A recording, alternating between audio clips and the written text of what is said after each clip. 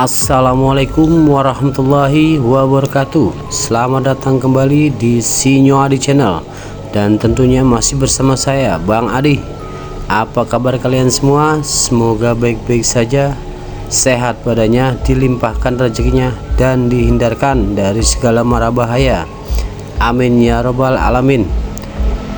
Di kesempatan kali ini saya akan menceritakan sebuah cerita horor dengan judul Kematian yang Mengerikan Gadis Kembang Desa.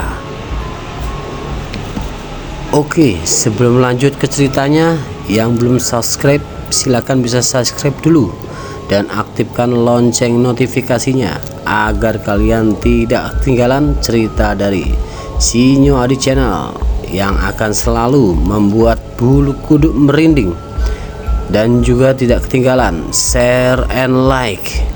Oke, terima kasih. Kita langsung ke ceritanya.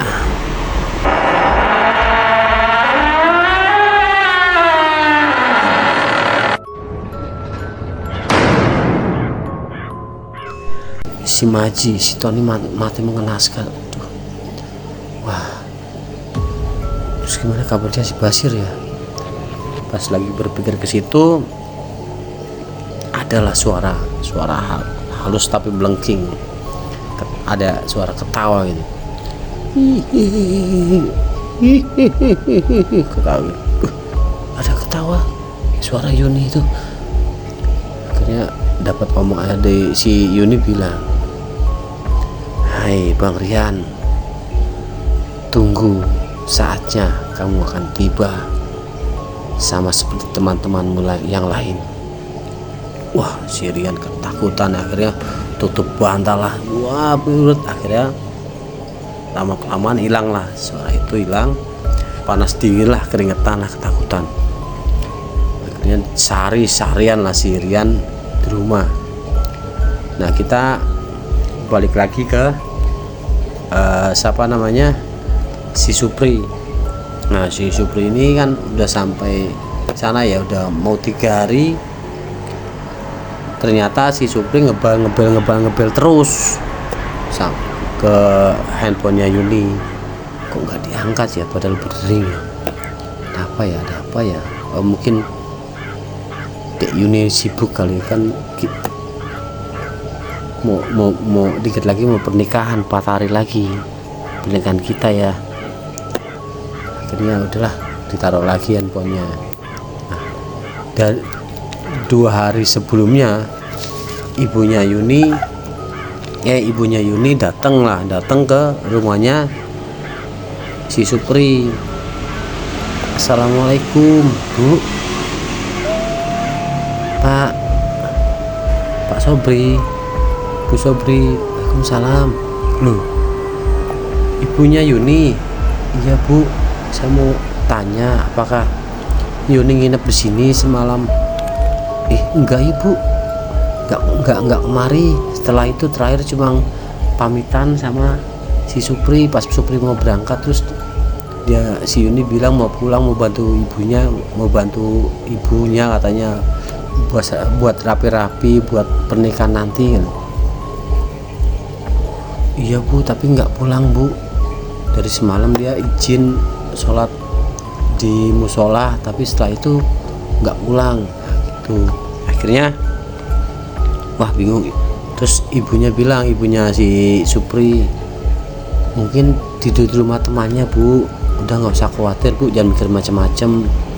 mungkin di rumahnya pas diajak pas habis sholat isya apa gimana, akhirnya menenangkan ini ibunya Yuni lah.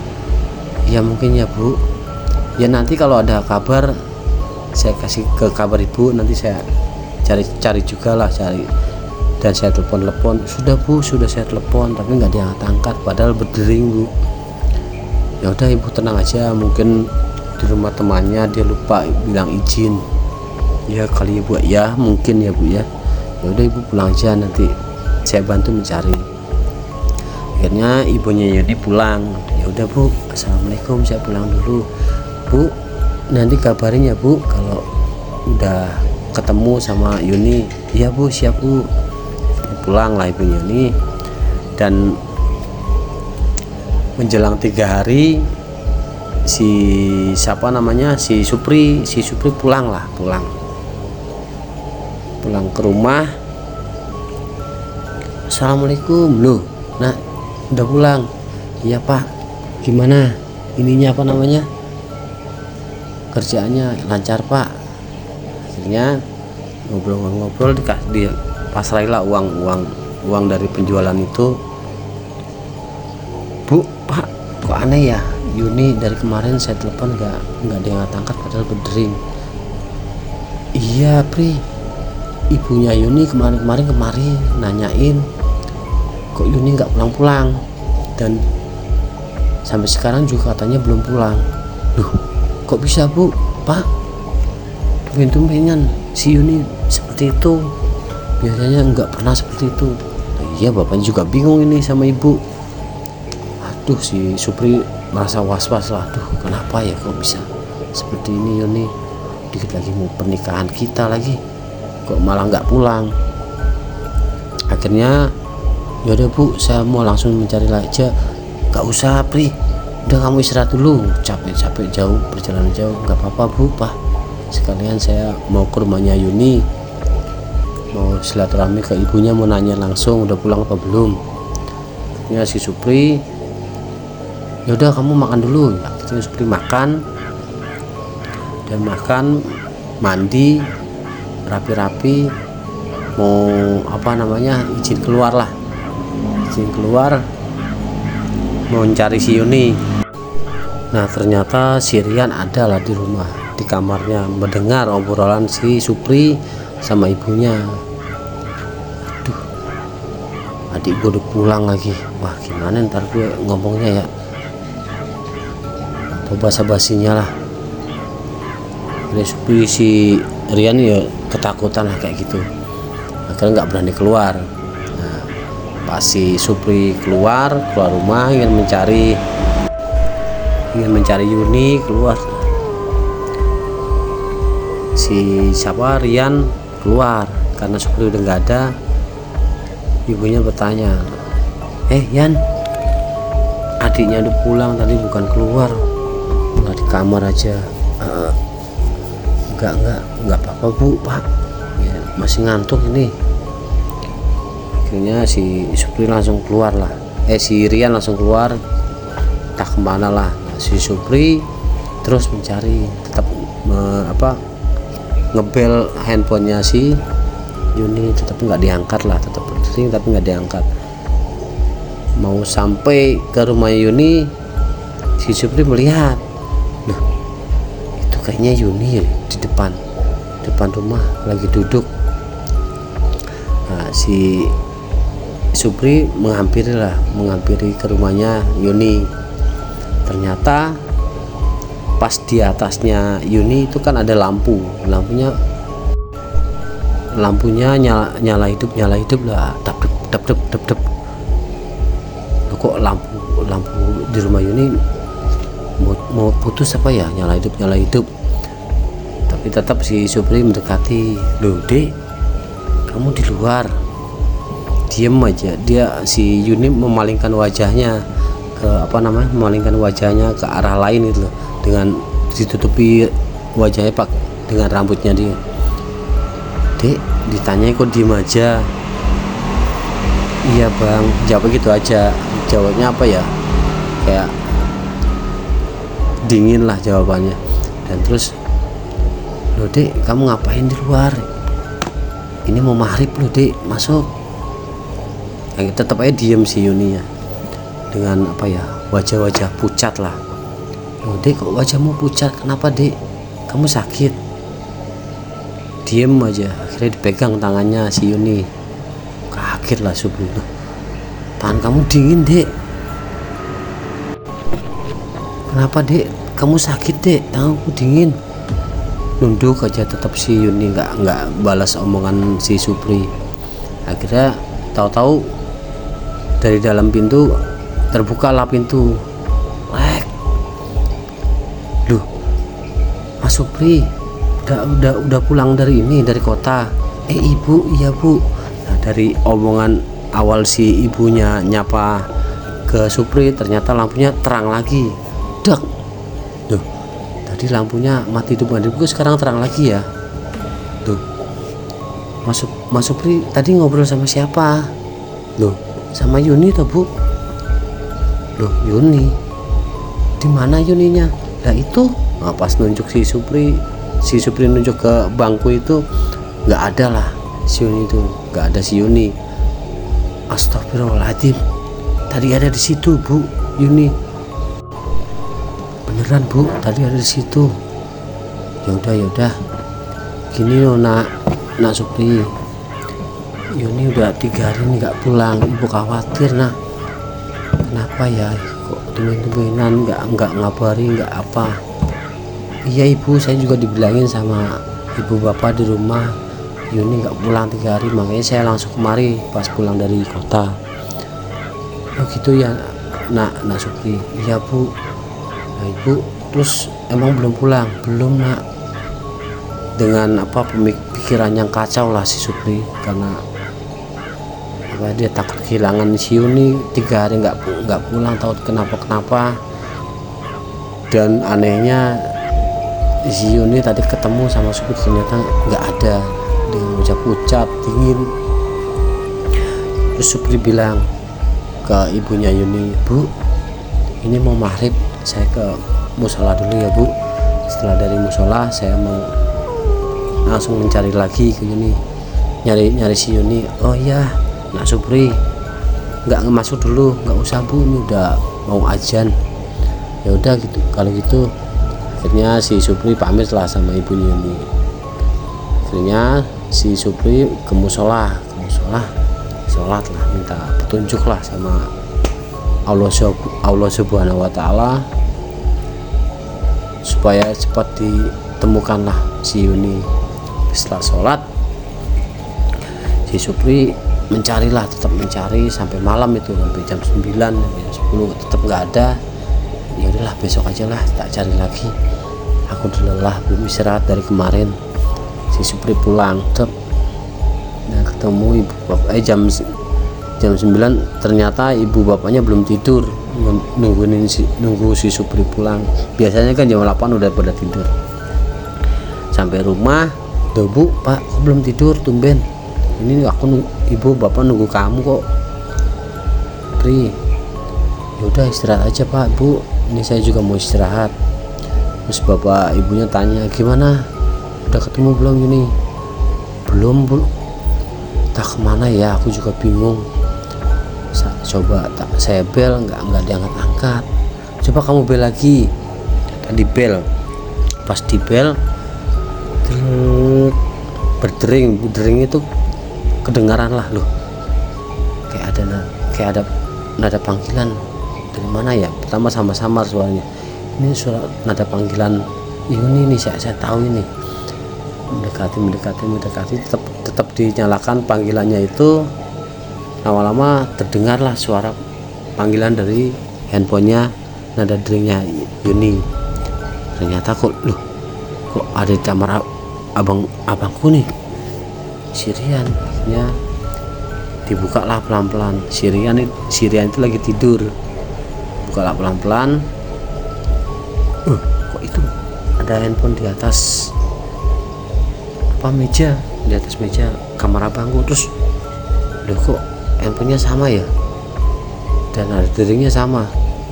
Akhirnya mau diambil lah itu handphonenya. Sirian buru-buru bangun.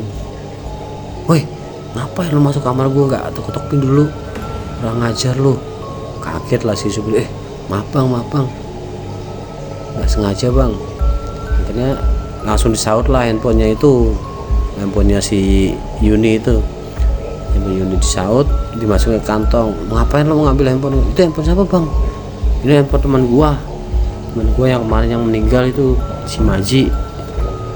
Akhirnya handphonenya gua bawa aja daripada nggak ada yang ini. Oh gitu ya bang.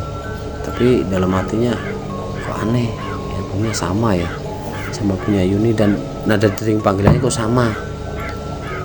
Duh, ada apa sama abang gue ini? Apa ada sangkut pautnya ini sama isu kehilangan Yuni? Terus si siapa, Rian, bilang ke Supri, ngapain lo bengong lo mikir macam-macam sama gua, kehilangan si Yuni di handphone ini? Enggak bang, udah lo keluar, ngapain sih di kamar gua? Akhirnya si Supri keluar sambil pikir keras lah Supri. Akhirnya Supri istirahat kebesokan harinya si siapa namanya, Rian keluar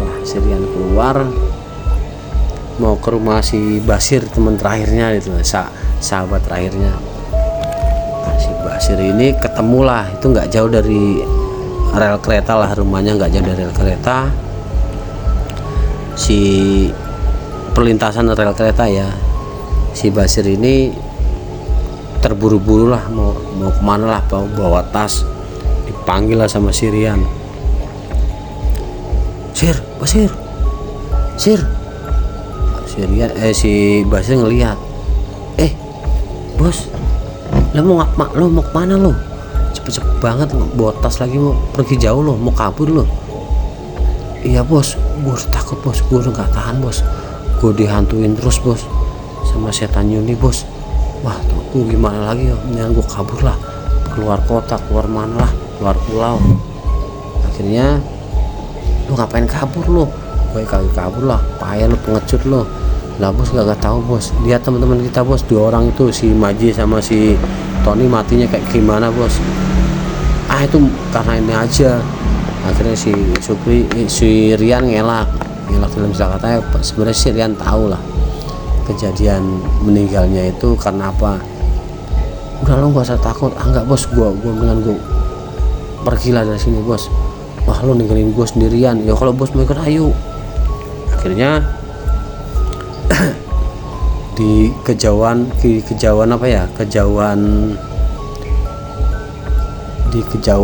adalah si Supri lewat lah sambil mencari si Yuni.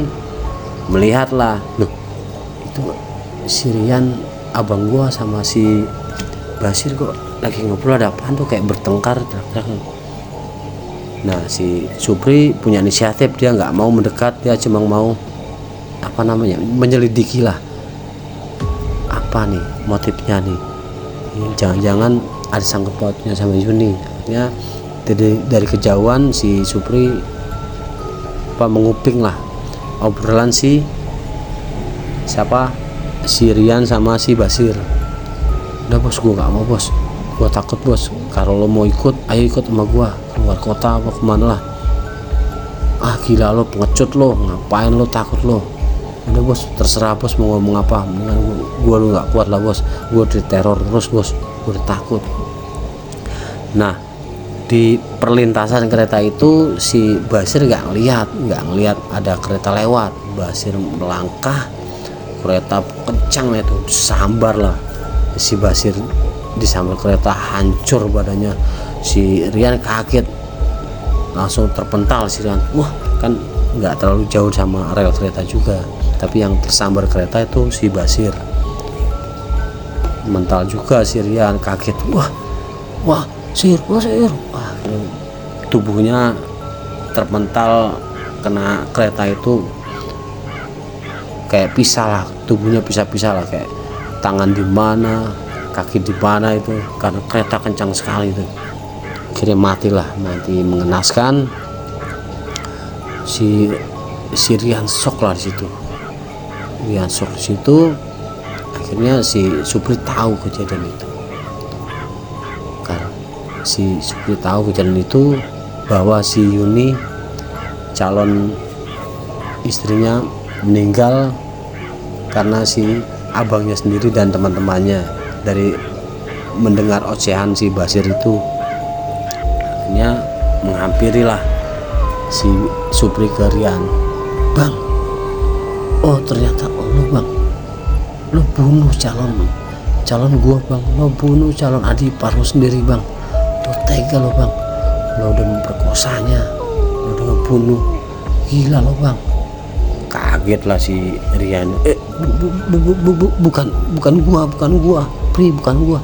Udah bang, gua tahu bang, gua dengar semua itu dari si Basir bang, gua dengar dari kejauhan, tapi gua dengar suara si Basir kencang sekali. Akhirnya si Rian lama kelamaan ngaku lah, iya Pri, gua hilap Pri, gua hilap, tapi kejadiannya nggak kayak gitu banget Pri. Nggak mau tahu bang, gue nggak mau tahu, tanggung jawab lo bang, bangsat lo bang. Akhirnya si Supri was sambil menangis, dipegang lah lehernya si Rian, dipukul lah si Rian itu, bah kepalanya bonyok kepalanya. Bang, gila lo bang, tega banget sama gua bang, tega banget, dipukulin si Rian, perutnya lah, mukanya. Akhirnya dari pemukulan itu si Supri melihat ada Yuni dari kejauhan mendekat. Loh dek kamu kemari dek, kamu ngapain kemari? Bang, saya mau balas dendam bang atas kematian saya yang dibunuh sama si Rian ini bang. Dek, tolong maafin abang saya dek, tolong maafin. Tidak bang, dulu waktu saya dibunuh saya minta pengampunan, tetap dia ngebunuh saya bang dengan sadis. Akhirnya Bang Supri mundur, tolong Bang Supri mundur, saya minta Bang Supri mundur. Akhirnya si Supri mundur. Iya dek, Supri mundur. Si Rian kan masih ngegeletak loh habis dipukuli sama Supri. Ternyata si Yuni itu menghilang. Nah, ternyata di situ ada truk besar itu mundur dengan tiba-tiba tanpa ada yang mengendalikan, mengemudi nggak ada, mundur mendekati si Rian itu, ditabraklah kepalanya Rian, korak, pecah kepalanya Rian, hancur meremuk. Si Supri wah kaget, ya astagfirullahaladzim, aduh abangku. Akhirnya si Supri menangis lah di tempat situ, menangis sampai bersimpuh lah. Nah si Yuni mendekati si Supri, bang tolong sempurnakan jasadku bang, jasadku ada di sana bang, ada di depan, ada di tengah lapangan itu bang. Akhirnya dengan bimbingan si rohnya ya, mungkin rohnya Yuni, si Supri berjalan mengikuti si Yuni ini. Disinilah bang jasadku dikubur sama si Rian. Waduh kaget. Akhirnya iya dek, saya akan menyempurnakan jasadmu dek, tapi dek abang nggak habis pikir kejadian seperti ini, maafin abang ya dek, karena abang keluar kota terlalu lama jadi adik seperti ini. Bang Supri jangan menyalahkan diri sendiri, mungkin ini sudah takdirnya saya mati seperti ini. Iya dek, maafin abang ya dek. Iya bang, Yuni juga minta maaf kalau Yuni selama hidup Yuni punya salah sama abang. Adek nggak ada salah dek, adek nggak ada salah. adik orang baik, Dek Yuni orang baik. Abang sangat sayang, abang sangat cinta sama Dek Yuni. Akhirnya Bang, Yuni sudah terbalaskan semua dendam Yuni sama orang-orang yang menjati Yuni. Yuni mohon pamit ya Bang, ini akan pergi. Iya Dek, hidup yang tenang ya Dek di alam barzah. Insya Allah abang doakan adik masuk surga. Akhirnya sambil bercucuran air mata si Supri menangis lah, bilang seperti perpisahan. Akhirnya si Yuni terbang menghilang, keras hilang, nggak ada wujudnya lagi. Si Supri kan banyak kerumunan untuk karena ada mayat si Rian. Nah ibunya Rian ya, ibunya si Supri itu sama bapaknya datang. Akhirnya datang bilang ke Supri, bener nih abang kamu yang lagi membunuh si Yuni. Iya Pak, Bu, ternyata Bang Rian yang ngebunuh Yuni. Ya udah, kita makamkan selayaknya manusia si Rian dan si mayatnya Yuni kita gali, kita pasrahi ibunya, kita mandikan, kita sholatkan, kita kuburkan. Ya Pak, Bu, akhirnya digali lah. Ternyata benar ada di dalam itu. Supri kaget lah, meninggal matinya si Yuni itu mengenaskan, dengan kepala pecah, terus kemaluannya dia telanjang, mayatnya telanjang dan kemaluannya berdarah gitu. Akhirnya diangkatlah sama Supri mayat si Yuni dan dibawa ke rumahnya ibu Yuni. Wah, Bu Yuni nangis tuh kan, palang sampai pingsan. Semua udah diberes, udah dimandikan, udah dikafani, tinggal disolatkan dan dikuburkan. Akhirnya disolat dan dikuburkan, Yuni selesai dan si si Rian juga selesai disolatkan, dikuburkan. Dan Supri bilang ke ibunya Yuni, Bu, saya atas nama abang saya mohon maaf sebesar-besarnya atas kelakuan abang saya kepada si Yuni. Ya Dek Supri, mungkin ini udah jalannya seperti ini, kasihan si Yuni Dek. Iya Bu, saya juga nggak tega Bu lihat kekasih hati yang saya cintai meninggal sebegitu tragisnya. Dan saya sudah menganggap ibu sebagai orang tua saya sendiri. Nanti kalau ada apa-apa tolong hubungi saya Bu. Ya Dek Supri, saya tahu Dek Supri orang baik. Ya Bu, terima kasih banyak ya Bu atas maafnya kepada abang saya, kepada saya dan keluarga saya. Iya Dek, sama-sama Dek. Akhirnya setelah semua selesai, permohonan maaf Supri karena kelakuan abangnya dan kepada ibunya Yuni, selesailah cerita ini. Semoga kita bisa ambil hikmahnya dari cerita ini, ambil sisi positifnya dan buang sisi negatifnya. Dan dari saya mohon maaf jika ada salah kata dan penyampaian cerita. Akhir kata, wassalamualaikum warahmatullahi wabarakatuh. Sampai jumpa di video selanjutnya. Ciao.